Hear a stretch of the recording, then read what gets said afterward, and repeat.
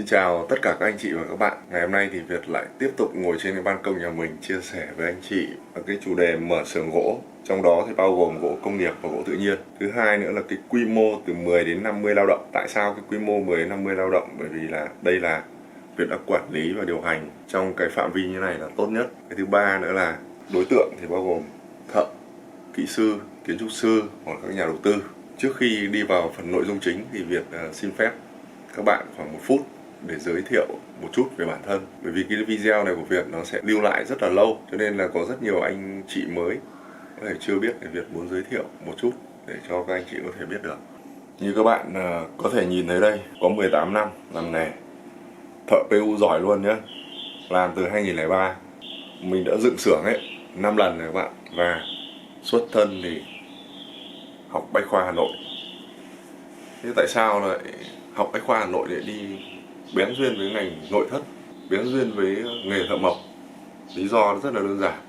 Hồi sinh viên thì chơi với thầy 7 thằng bạn thân, thì 7 thằng đều học kiến trúc. Cái thứ hai nữa là bố của Việt ấy là thợ mộc từ hồi mà làm còn những cách đây mấy chục năm rồi ấy, làm từ những dụng cụ thô sơ nhất. Ông chỉ dạy Việt mỗi một thứ thôi, đấy, mài cái lưỡi bảo. Đầu bài là như vậy, cạo lông chân, chấm ruộng, hết, không có gì cả. Vậy thì tại sao Việt lại làm cái video này? Có mấy lý do sau đây. Lý do thứ nhất là hôm vừa rồi Việt có làm cái video chia sẻ về DIY, làm nghề DIY. Thì đó là một cái quy mô nhỏ hơn rất là nhiều so với việc làm xưởng với quy mô như thế này. Trong khi đó Việt có ngồi gõ Google cái từ khóa mở xưởng gỗ, thì trong vòng khoảng hơn 30 giây cho ra khoảng gần 7 triệu kết quả.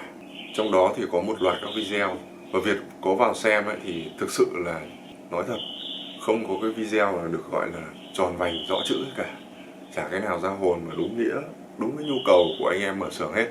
Lý do tiếp theo mà Việt làm cái video này là muốn chia sẻ đến các anh chị và các bạn ấy, đó là cái kinh nghiệm của mình như vậy rồi, mình có để đấy ấy, thì nó cũng rồi dần nó sẽ mai một đi.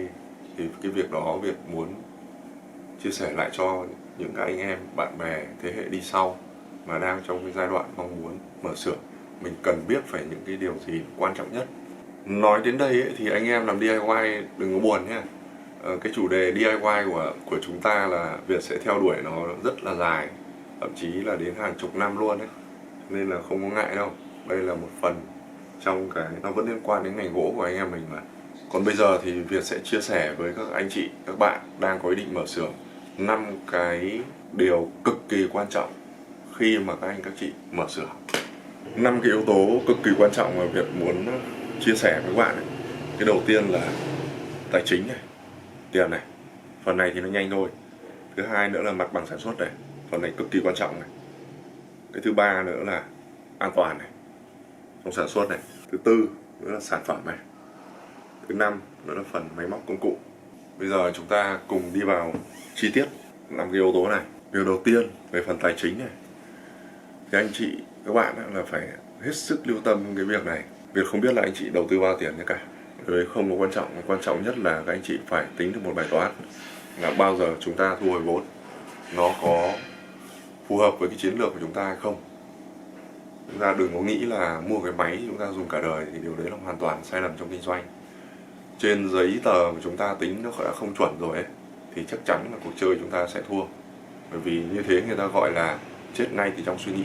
Cái thứ hai nữa là liên quan đến cái mặt bằng sản xuất này. Cái phần mặt bằng sản xuất này nó cực kỳ quan trọng, bởi vì nó liên quan đến tối ưu chi phí sản xuất cho các anh chị và các bạn. Giả sử anh chị thuê một cái xưởng nó dài, nó hun hút như này, đây là lối vào, đây là vào. Trong này có hệ thống máy móc của anh chị, bên này cũng là phần máy móc, ở giữa lại để gỗ rồi các kiểu đây, và cái phần đóng gói hoàn thiện sản phẩm nó lại ở cuối xưởng. Cái xưởng này nó lại không có cái lối thoát đằng sau nữa, thì cái này ấy, nó sẽ làm anh chị mất rất là nhiều tiền. Cái điều thứ hai ấy, nó sẽ dẫn đến cái nguy cơ rủi ro trong quá trình vận chuyển này.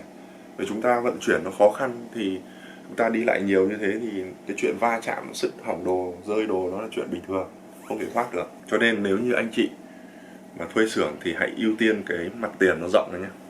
Và chúng ta nên thiết kế cái phần công năng làm sao nó tối ưu nhất trong cái không gian của mình. Thế còn nếu như mà trường hợp cái xưởng mà nó dài như kia, mà chúng ta lại, nhà chúng ta chỉ có thế thôi thì làm nào được.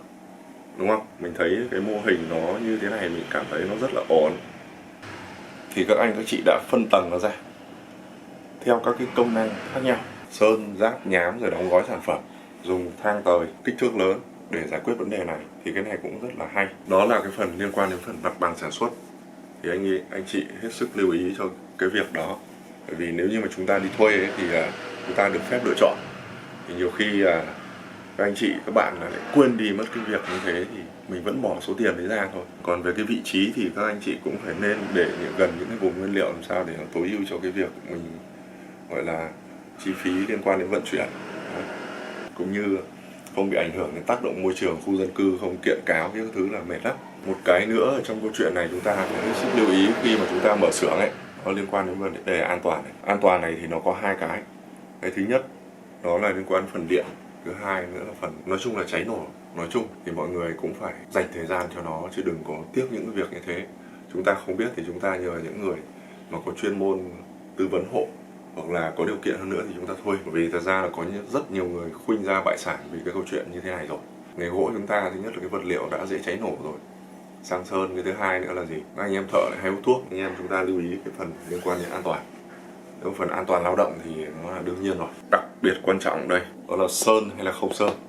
Đấy, phần này rất là quan trọng. Khi mà anh em vào xưởng á thì phải xác định rõ ngay từ đầu cái sản phẩm chúng ta làm nó là cái gì. Bởi vì nếu như mà chúng ta động đến cái phần sơn và phải hoàn thiện về sơn ấy, thì thực sự xin lỗi với các bạn, một cái điều chắc chắn rằng anh em mà mở xưởng liên quan đến phần sơn thì nó sẽ phang một con số là 50% liên quan đến tiến độ, nó liên quan đến tiến độ và chất lượng. Đó.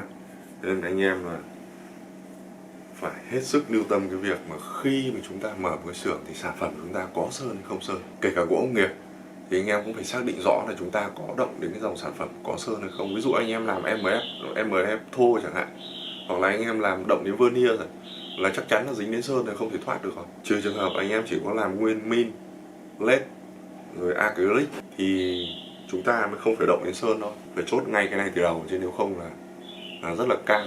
Bởi vì nó liên quan đến quy hoạch mặt bằng như lúc nãy mình nói. Và một cái phần cuối cùng ấy, đó là liên quan đến máy và công cụ.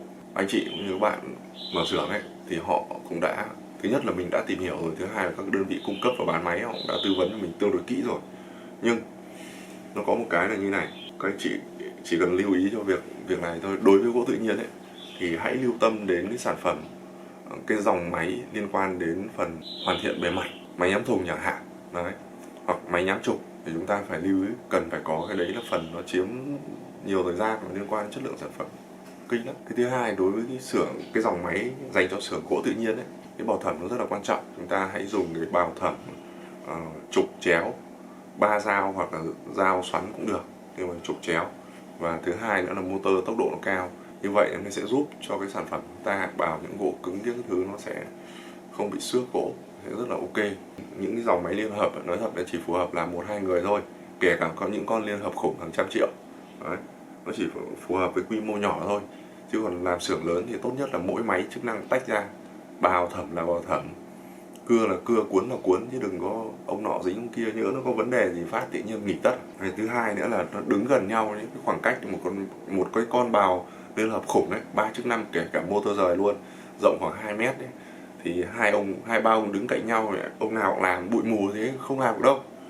Đừng có quan tâm đến những cái, hết sức lưu ý cái việc khi mà chúng ta mở xưởng như thế, không lại tiền mất tật mang những con máy hàng trăm triệu. Tiếp tục đối với cái gỗ tự nhiên ấy thì anh em lưu ý là khi mua bào cuốn thì Việt khuyên anh em là nên mua bào cuốn rộng khoảng 450 thôi, không cần to quá đâu. Bởi vì bây giờ làm gì có gỗ to mà làm.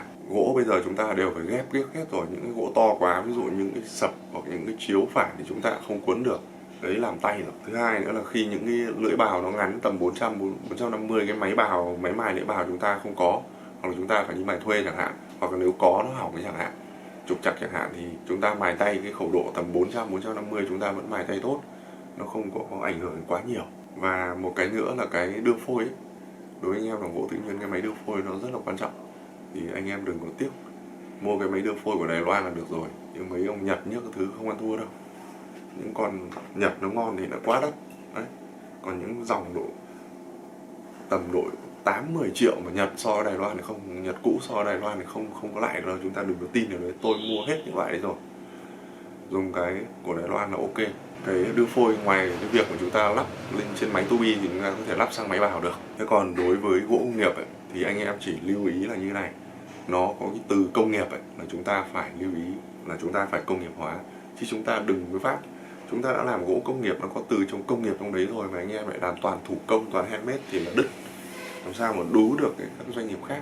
Bây giờ các doanh nghiệp lớn họ có tiền, họ đầu tư CNC trung tâm rồi là băng tải băng tiếp tự động hóa gần như là đến 90% rồi, bây giờ vẫn kỳ cà hài cạch mà xưởng 2-3 con cưa bàn trượt là toi.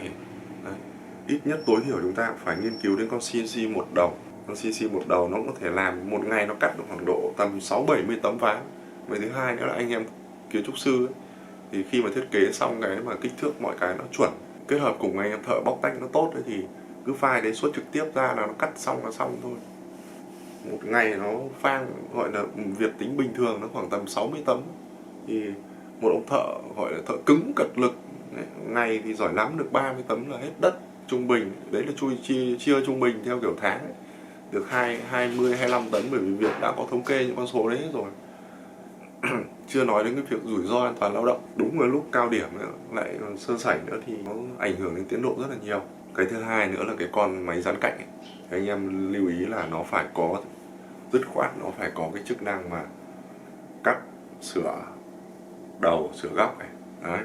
Đừng có tiếc tiền 1-20 triệu mà cũng bỏ cái chức năng ấy đi, sau này đến lúc làm rồi lại kêu giời kêu đất lên. Đấy. Cứ nghĩ là cắt tay cái này phát là được, cái nẹp nhựa vù phát xong, nó không phải như thế đâu. Rồi làm thì anh em mới biết, lưu ý cái đấy thôi. Ok, về cơ bản nội dung hôm nay việc trao đổi với các anh em mới có ý định mở xưởng nó chỉ có vậy thôi.